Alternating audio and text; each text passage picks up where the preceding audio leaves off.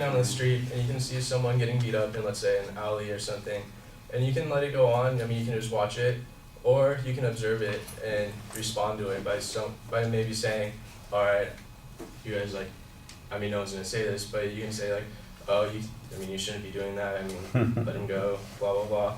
Yogi Berra says that you can observe a lot by watching, and I kind of added my own, I guess, like, little twist on it, but you can observe a lot by watching. You can also respond by observing. So, for example, 3 examples I'm going to use is drug addiction, alcohol, and littering. And one of my best friends, I mean, he was addicted to painkillers. I mean, he thinks he looks like the branch of a tree when he looks at, like, the trunk of the tree. And I mean, I can watch it and just be like, hey, like, what are you doing? And or I can observe it and say, hey, like, you're huge. Like, I mean, you should probably stop soon. We want you around a little longer than the next 10 years. And I mean, I've sat him down personally and said, all right, you need to, like, look at your life. I mean, your family's gonna be sad. We're gonna be sad when you're gone. I mean, and if I just watch it and let it go by, I mean, it's gonna affect us all. And that leads to my next example of alcohol, which, let's say you're at a party, just taking shots down, and your buddy's like, all right, I'm gonna go now. And you know you've been taking a bunch of shots with him and he shouldn't be driving, but you can let that go by, or you can also be the person that says, hey, like, sit down, like, you need to relax, like, I'll call a taxi for you. Because if you let him go and just watch it, I mean, you might not see him the next day. He could wake up in a jail cell, but if you observe it and respond to it, then he might be around a little bit longer, get to see him the next day, and who knows what else.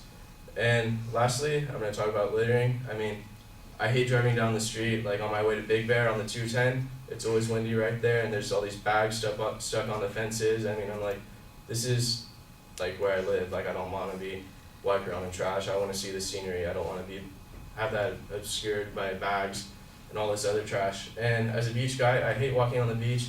You know, you step on something sharp, and you step on plastic. There's cigarettes around you where you set up your towel. And I mean, I'm not a smoker, so I mean, it kind of sucks when I go somewhere and then there's all these cigarettes around me. And you can be the person that's like, oh, I mean, this sucks, and you can just throw your trash out, but I'm the type of guy that my trash can wait. You can sit in my car another 15 minutes till I get to a trash can. Whereas instead of just letting it, or being the guy at the beach that's like, oh, this is so messy, and then meanwhile you're dumping your trash out, you're like breaking a bottle on the beach or whatever.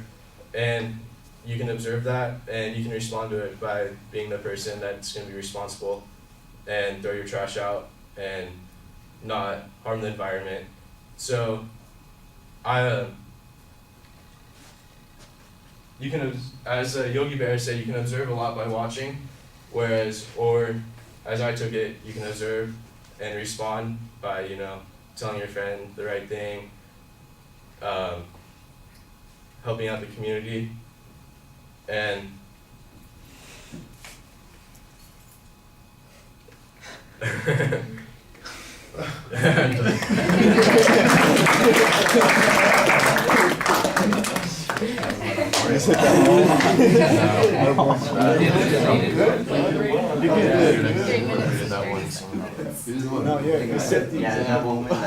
You're good. Hey, you were like 4 minutes and a half stuff. It's 5 minutes, right? Right. Okay.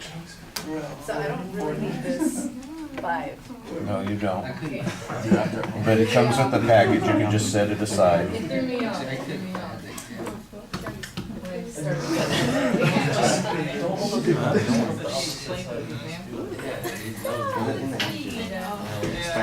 That's what you're saying. That's what you have to do, is expand. All right, Stephen, I thought that you did a nice job with your visualization at the beginning, and I like the idea of the twist on the topic, the way you went with it. I thought that was perfectly fine. You were very well organized. You set up a preview for the speech, so you kind of knew where you were going, at least through the first part of the speech. You got a little lost there at the end. But you had the right idea, and I thought you did a nice job giving us some pretty good examples to illustrate your point. They were interesting enough that you could talk about them a little bit. Some, maybe sound a little repetitive on the second and the third ones, but you were doing fine there. Delivery things were pretty solid for the most part. Your voice projects well. There's actually a very good variety in your voice. Your gestures, when you watch back, you're going to notice that you gesture primarily with your right hand. And sometimes your left hand seems to remember occasionally, I should be doing something too. But most of the time, it's like this one arm is all animated the whole time, and the other one is just down at the side. And you need to be a little bit more engaged with both of your arms. Your eye contact is excellent with me. But I sometimes, I'm watching, I'm going, don't forget there are other parts of the room. So you seem to be very focused and you're looking up out here in this direction, but don't forget to individualize some of that attention too. And remember to make contact with everybody in the presentation.